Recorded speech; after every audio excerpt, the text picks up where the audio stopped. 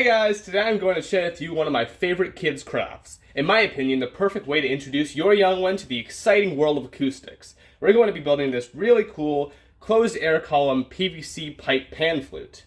So, for this project we need a few basic things. Obviously, we need an in-depth knowledge of waves and sounds and the relevant formulas used to calculate frequency, but we need some tools as well. So, I started with this 3/4 inch PEX pipe tubing, and I found this was a very good base to my flute. This acts as the air column that you're going to be producing the frequency with. And because this is closed air column, we need a way to close it off. So I use this really sturdy red electrical tape. I found this in my shop, but you can buy this at any department store. I found it very effective in keeping the air in and keeping the frequency at the level I wanted it to, and it just overall holds it together very well. The only downside with using the electrical tape is, unlike duct tape, it won't tear, so you have to use scissors, but I found it worked perfectly fine, and I really would recommend using electrical tape over duct tape or any other standard tape. Next, a way to measure the actual tubing. So I use this meter stick. You don't have to use a meter stick, you can use a 30 centimeter ruler. We won't go past 30 centimeters in this project, so it works fine. If you're doing open air, you will go past 30 centimeters, in which just use a meter stick. It works fine. And finally, of course, we need a way to cut this tubing. Now, there are many ways to do this. Many different tools can get you there. There's a hacksaw, chainsaw, any of those saws will do just fine. I personally use a hacksaw because myself, I am a child and cannot use a chainsaw. Some parents, like to teach their kids young, but personally not me. So those are all the materials we'll need. Before we can start the calculations, we need to look at resonant lengths. Resonant lengths are the lengths at which a medium produces resonant frequency. A resonant frequency is the natural frequency where a medium vibrates at the highest amplitude. What this means is, at resonant frequency, the note that we're trying to play is going to be the loudest. So as loud as it gets is the resonant frequency, and we are using closed air columns for this flute, so we need to look at the resonant lengths 1/4, 3/4, 5/4, and 7/4. For this one, I decided to use 1/4 because it uses the least amount of materials, and it will be the easier one to play. When you have, say, 7/4, the fourth resonant frequency, it's going to be very hard to actually play it because you're looking at a meter plus of length in a tube, meaning it's going to be a very low sound, like you're not going to hear it very well. But if we have 1/4, you'll get the best sound out of any of the resonant frequencies. Okay, so the first calculation we need to make is finding the speed of sound in the air temperature that we're playing the flute in. Currently, it is 22 degrees Celsius in this room, so we can use our formula for the speed of sound, which is V equals 332 plus 0.59 T, with T being the temperature of the air.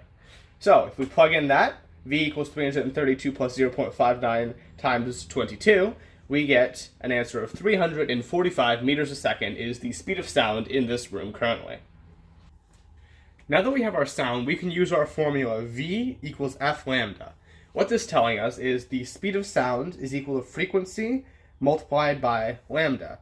So in this case, we have our speed of sound, and using Google, you can find the frequency of the notes you want to use. For the sheet music I have, we use the notes D, C, and E, and those frequencies are for D, 587 Hertz, for C, 523 Hertz, and for E, 659 Hertz. So, we can use our formula, and we have to rearrange because we don't know lambda, but we know our speed and we know our frequency.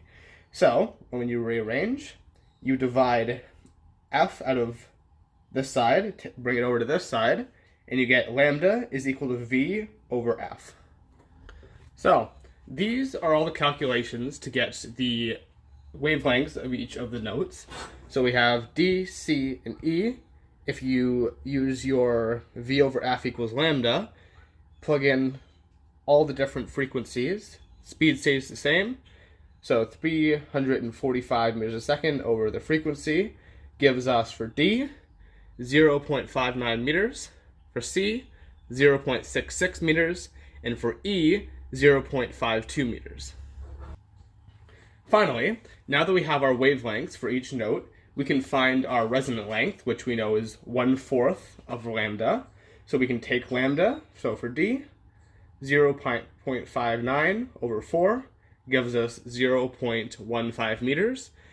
We have to round because we have significant digits, which we know is to 2 significant digits, so we have 0.15 or 15 centimeters.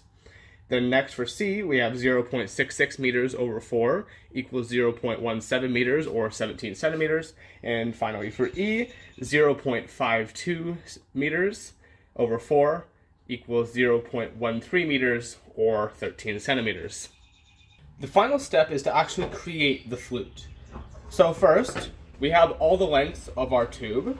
So you want to get yourself a hacksaw, and I would suggest using vice grips.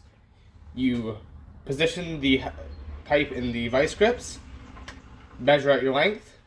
One slice should be able to mark it, so you can see you can mark there. If you don't want to use an actual, I would suggest using a marker, but that's a very good way for you to mark it if you don't have one handy. So measure it out, you cut it. This stuff is very, very good for cutting. It cuts like butter when you have a hacksaw. Would recommend 3/4 inch PEX pipe. So you measure all your length out. I have 3 spare pieces here. And you want to take your tape, and I put tape over the top 4 times in each direction, one across like this, then perpendicular to that, and then at 45 degrees from those two. So it's hard to make out, but 4 layers of tape go over total, and then I wrapped some tape all the way around the outside. So that's how I did it. There are many different ways to do it, but this ensures you have a very good seal on there and make sure that your notes will play smoothly, because if any air escapes, your notes will not play very smoothly at all. Thank you guys so much for watching this beginner tutorial on how to make a pan flute. I will be coming up with a slightly harder kids craft next week, making a bagpipe out of a beanbag chair and copper pipe using 4th year university thermodynamics. Until then, enjoy the absolute ear bleed you're going to get from your kids getting their grubby little hands on this monstrosity of a musical instrument. Peace out, guys.